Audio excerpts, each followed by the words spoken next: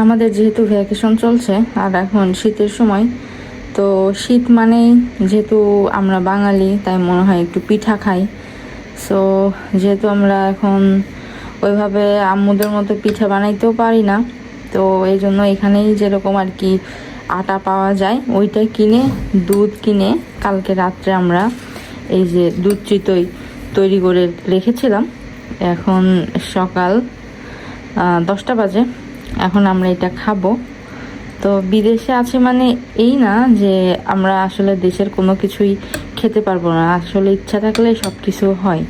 যদিও বা আমাদের মায়েদের হাতের মতন হয়নি, তারপরেও কিন্তু মজা হয়েছে, খুব একটা খারাপ হয় নাই।